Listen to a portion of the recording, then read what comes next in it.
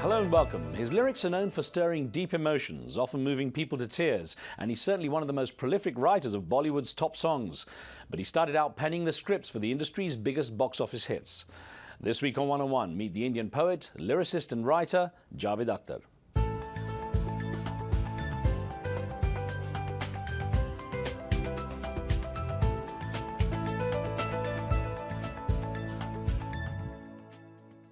Born in Gwalior in Madhya Pradesh just a couple of years before India's partition, he comes from a family that boasts a long line of writers.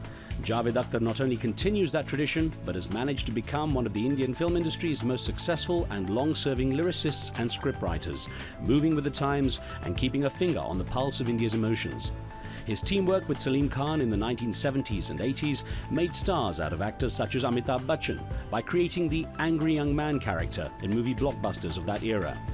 Akhtar and his second wife, actress and fellow activist Shabana Azmi, are known as one of the entertainment industry's power couples. Beyond Bollywood, the multi-award-winning writer's poetry has been performed by some of South Asia's leading singers, and he remains one of the region's most influential and creative forces. Javed Akhtar, it's a real pleasure to speak with you. I'm very honoured. Thank you. Now, all the awards that you've received apart, the prestigious India Today magazine listed you as one of the 50 most powerful people in India as well. And I'm wondering if you feel that power, the influence. Well, I was rather flattered when I saw that, but I wonder where the power is. I was reading how you once said that India's success economically and its continued success, growing success, is actually hurting the Hindi film industry. Why is that?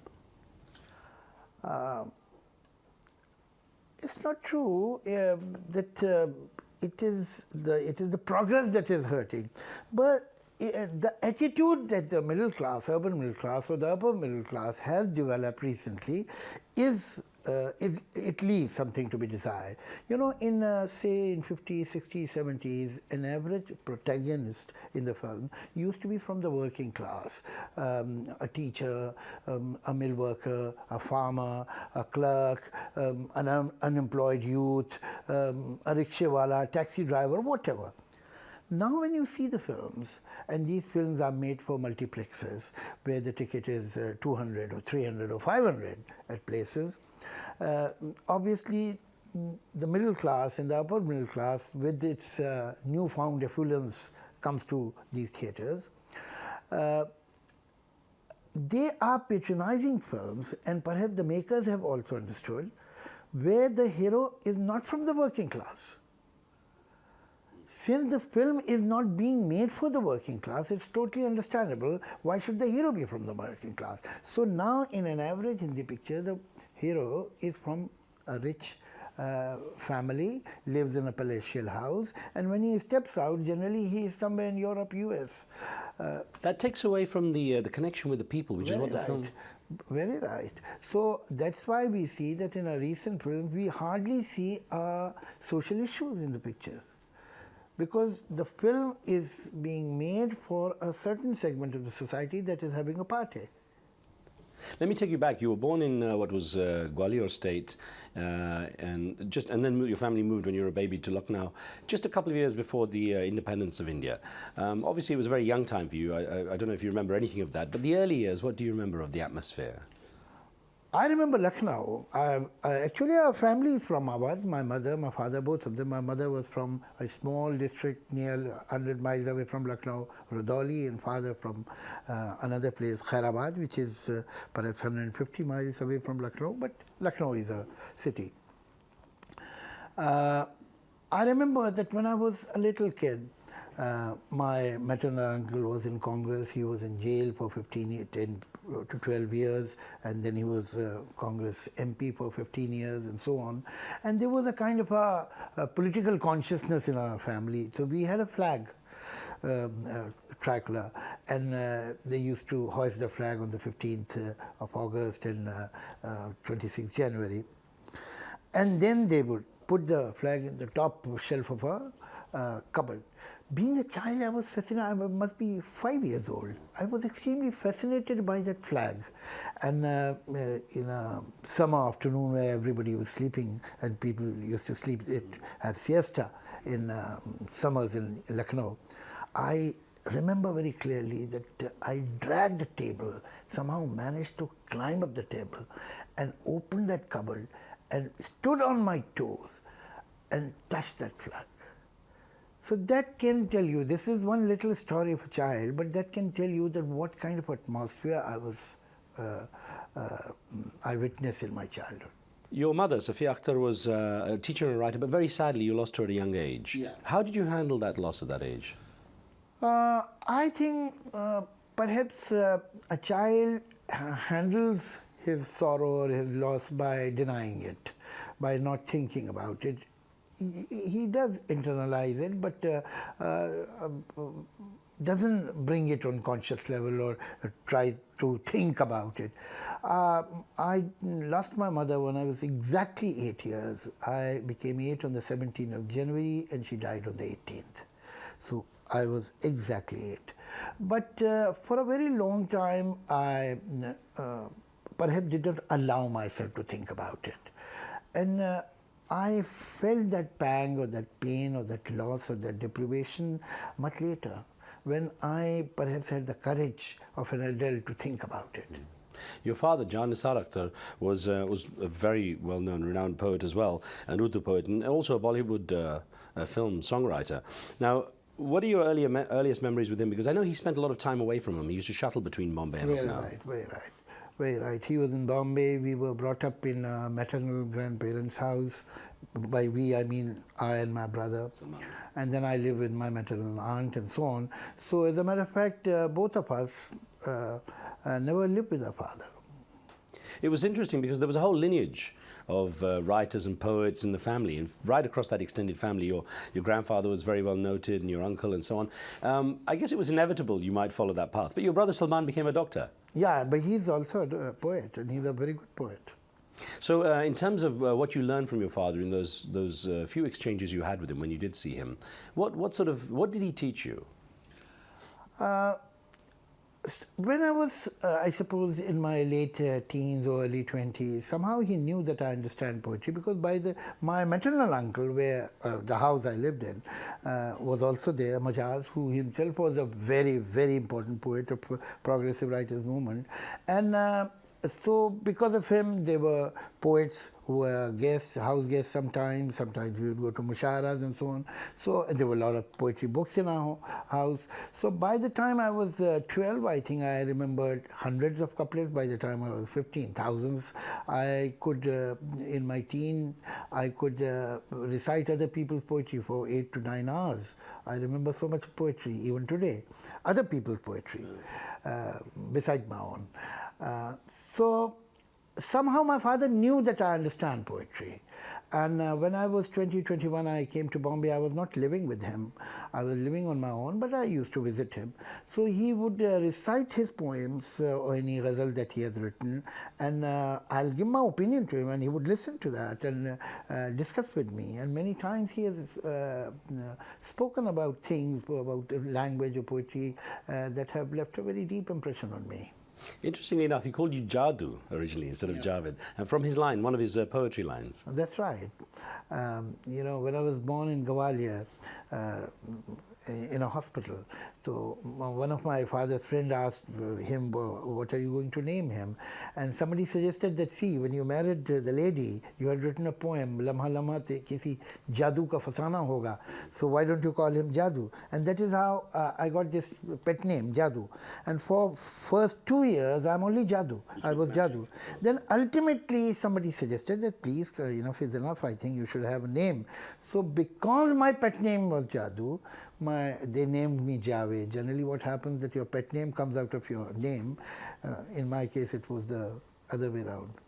Well, in terms of the way you and your brother Salman were brought up, largely obviously without your direct parents being there, how tough was it, and how did it affect your relationship growing up? No, obviously, I mean, life was not as normal as it would have been with 2 regular parents, but I don't resent or I don't feel sad about it, or I don't feel deprived that this happened to me, because you know I have to, and one has to accept that everybody in this world has a share of bruises, hurts, sorrows, deprivations. This was our quota. But ultimately, if you go towards the grand total, one has to accept in all humility that life has been kind to us. It wasn't until 1964, when you were turning 20, you came to Mumbai, Bombay as it was, of course. How did you adjust to that change in environment? It's such a different place from where you were. I'm not sure that it was such a big change. You know, from the age of 15 or 16, I was totally on my own. So somehow I had developed this capability of handling life on my own. And when I came to Bombay, again I was on my own, but it was not a totally different experience. During my college days also, I left home, my maternal home, when I was 15. And after that, I've been living on with the help of my friends, with a little help of my friends, and on my wits. So that is how it was. So it was not such a big change. From the age of 15 to 25, life was rather tough. Although I won't say that it was the black era of my life, because during that time I had great fun also. But there were times when I went hungry, there were times when I had no shelter, there were times when I had no clothes, and so on and so forth. But at the same time, there were moments when I had great fun, enjoyed, had affairs, had wonderful friends. So it was hot and cold. Javed Akhtar, I have many more questions for you. We're taking a short break here, back with One-on-One in a moment.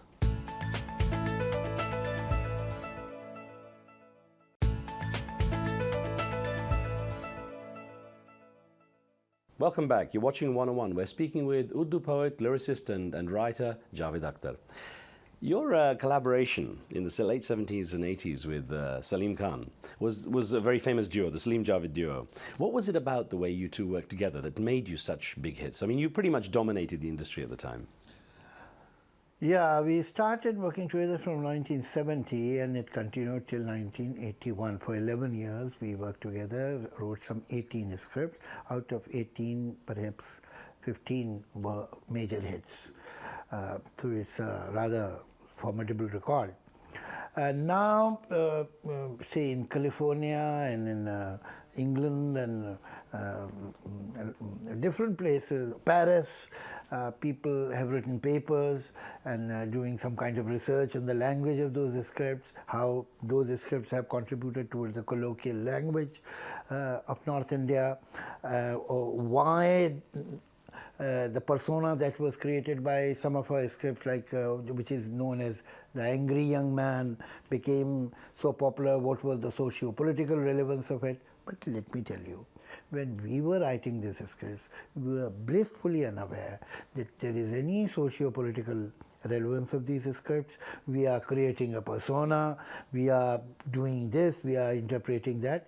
We were, from our side, innocently writing interesting stories.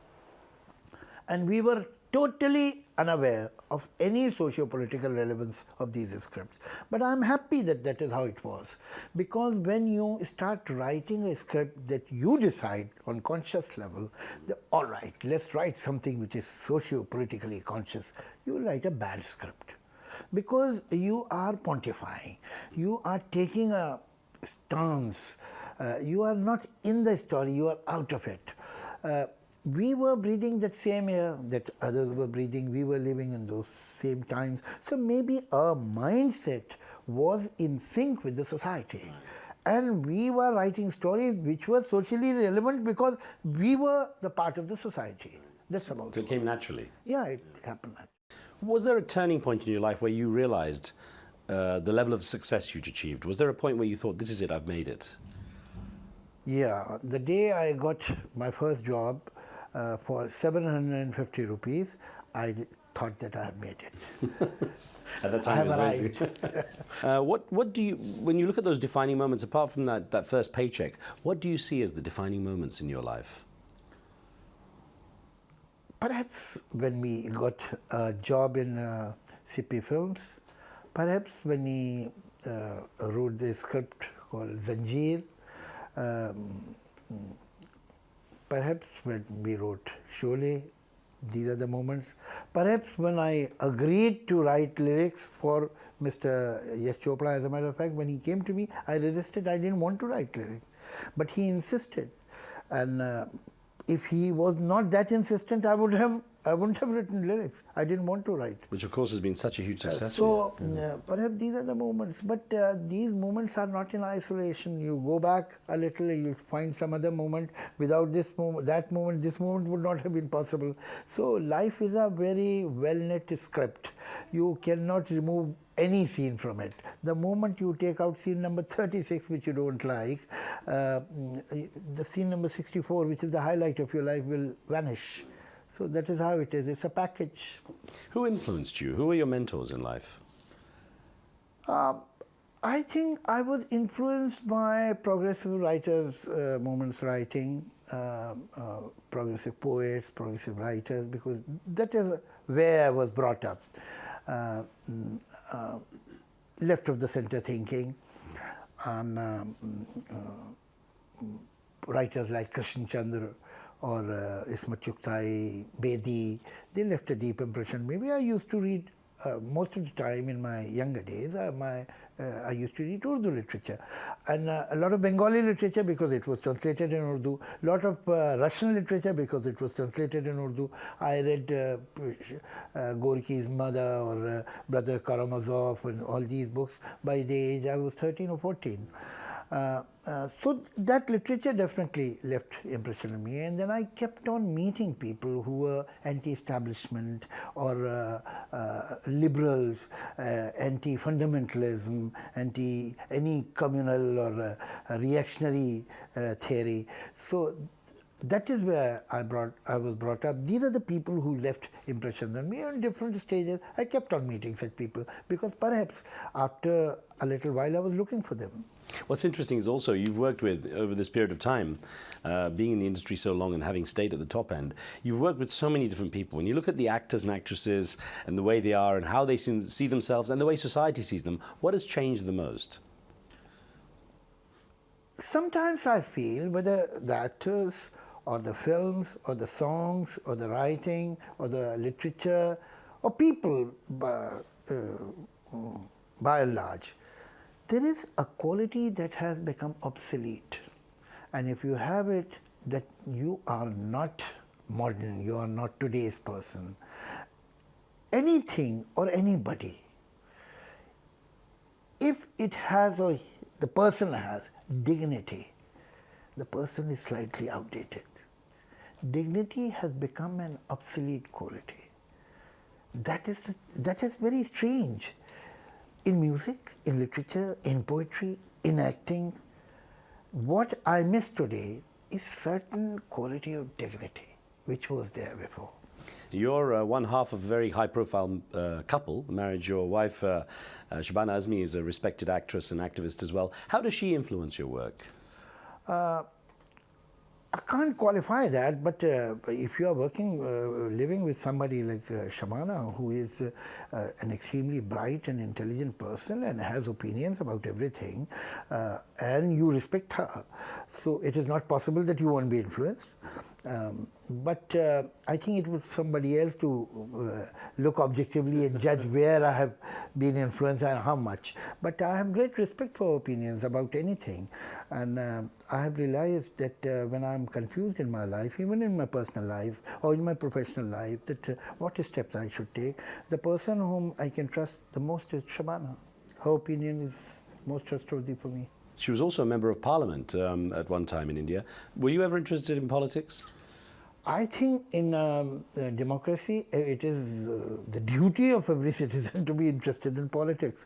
You are supposed to cast your vote, and you better know something about politics before casting your vote.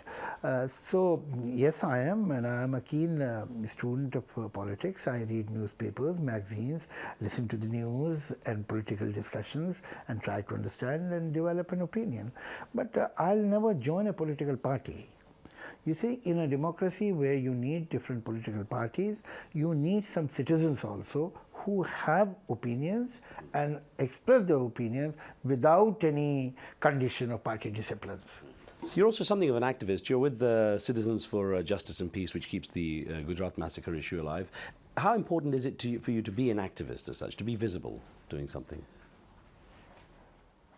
If you are aware and if you have a conscience and if you feel that you have the privilege or certain power or certain facility to raise your voice and to draw people's attention towards something which should be attended, then why shouldn't you do it? And I think it will be shirking a very important responsibility if you are not doing it. Of course, you've had continued success for so long, but do you set yourself long-term goals? Do you say, I want to do particular things over a period of time? Perhaps I would like to write a little more than what I do. I would like to write more poetry because a lot of time is consumed writing film songs and working, doing this commercial work. So I don't get enough time, or maybe I don't do that. Why should I blame anything else but myself?